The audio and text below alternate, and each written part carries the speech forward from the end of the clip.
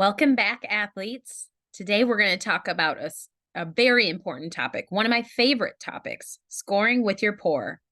But before we begin, I want to show you a video, and then we will discuss right after.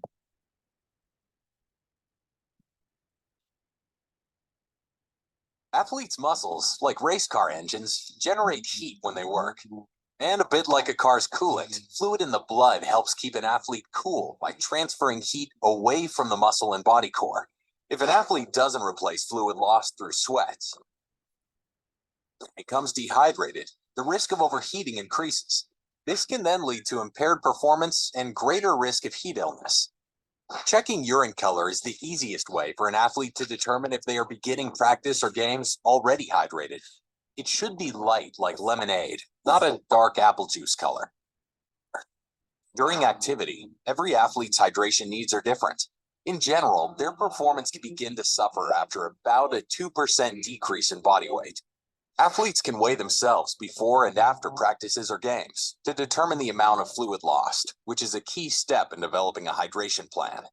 Factors such as temperature, humidity, equipment, training status, intensity, and acclimation influence hydration needs.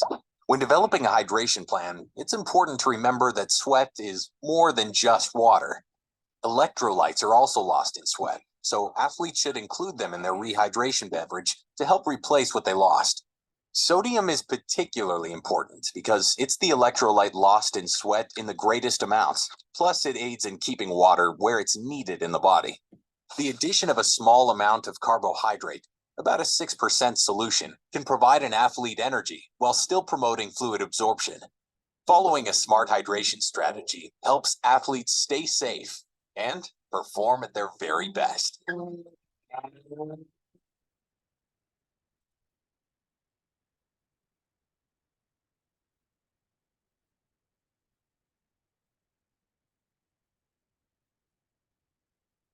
So what did we learn?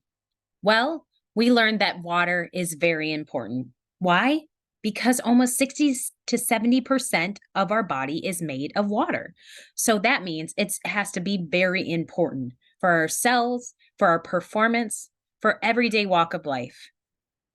Did you know that during any physical activity, the core body temperature rises? In response, this is why we sweat, to evaporate that heat from our body so we don't overheat. Staying hydrated replaces the fluids lost through our sweating, and it's important just to keep our body temperature at a stable level. This helps prevent cramps, heat exhaustion, and heat stroke. So how do we know if we're dehydrated? Well, I'll show you it here in the next slide. But it's very important that while we are drinking, we're drinking not just during exercise, but before and even after. What are the signs of dehydration? Have you ever felt it? For me, right, if I start to sweat a lot, and I know when I'm sweating, right, you can taste that salt on you. You can see that salt on you. But some things to keep aware of. If you start getting a headache, if you're feeling very tired, say it's an exercise that you've done before and it's been easy, but now it's just a struggle. Say you're confused, especially if you see that in other players. Nauseous, having those cramps, feeling very dizzy, and losing your stamina, your ability to perform for a long time, that speed, that energy, and even muscle strength. Why do we see athletes dehydrated? Well, could be many things. Some of the few having beverages that are very high in sugar, so very sweetened juices, pop, soda. It takes long for those to get into the muscle and to tell that we are hydrated. Not wanting to try some new beverages, or maybe just sticking with water, not really liking the taste of water. Limiting meals and certain foods. Did we know that fruits and vegetables are also high in water? Not to mention soups. The more dehydrated, the less likely to drink. It's almost like you feel this fullness when you don't drink. And then when you go to drink, you feel that fullness even more. Drinking only when thirsty or your mouth is dry. Did you know that when you're thirsty, you're already dehydrated? It takes a long time for your brain and your body to connect. And out of sight, out of mind is what they say. If you don't have water or fluid around you, you're less likely to drink. How do we know if we're optimally hydrated? Well, you saw in the video. I like to say it too. Lemonade, not apple juice. So staying optimally hydrated is being in that lemonade color. That's when peak performance arises. But you start getting dehydrated when it gets close to apple juice. So when it starts getting darker and darker, and make sure to keep drinking. Don't drink too much. You might feel full fast. But if we get into that apple juice, that's when danger occurs, and we should probably limit activity because we could increase our risk for injury and cramps. What should you be drinking? Well, water is the most important. That's what our body is made of. That's what we want. That's what our blood wants. That's what the brain wants. That's what our whole muscles want. So having water is very appropriate. I don't mind 100% fruit juice and milk and dairy. You can have those. Have those at your meal. It might not be something you want to drink during the activity. Tea. I think a lot of athletes become dehydrated when we get close to the winter time, and that's because cold fluids really don't settle well. So having something like hot tea is okay, or hot cocoa. And then sports drinks, right?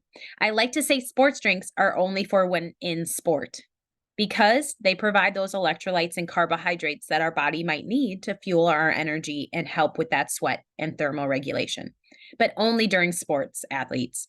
The other drinks, try to stay away from. If you can have water most of the time, that's okay. But energy drinks, coffee, that's not needed and not always important for performance. So how much should you be drinking? Well, before exercise, look at your urine. See if you're in that lemonade.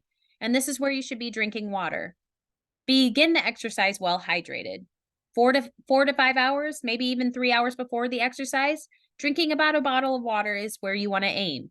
And then if we're getting close, this is where a sports drink could come in if it's a hot day or you need some energy, but otherwise a cup of water is okay. During exercise, if it's not that intense, athletes, and it's not that long, maybe it's a brisk walk or a little bit of a jog, well, drinking water is totally fine. But this is where sports products can come in and sports beverages like Gatorade or Powerade because they provide those carbohydrates and electrolytes, the fuel to keep you longer. So if the exercise is greater than an hour or it's very intense and it's very hot outside, you have a lot of equipment on, this is where it's handy to hold a sports drink and keep yourself hydrated with that. After exercise, make sure you drink. Just make sure you drink enough if you sweated a lot. Maybe it's a bottle every 2 hours after exercise. And chocolate milk, what a great exercise fluid, post-exercise fluid. Why? It gives you carbohydrates, that energy. It gives you protein to build the muscles, but it also gives you those fluids. So have a cup of chocolate milk. That will keep you hydrated and build those muscles for the next exercise. Other tips, just focus on fluids. Watch your hydration. Look at your urine. Keep track of it. Carry a water bottle. Remember, out of sight, out of mind. But if you have your favorite water bottle sitting right in front of you and you see it full, you'll remember to drink. But if it's in your backpack, you might not remember. And if you're really curious about how much you're losing during exercise, this is where you can weigh yourself before and after. But as I said, just keep it around you and take some gulps every few minutes during exercise, especially if it's hot and it's long. Remember, athletes, always important to drink water and stay hydrated because your performance matters.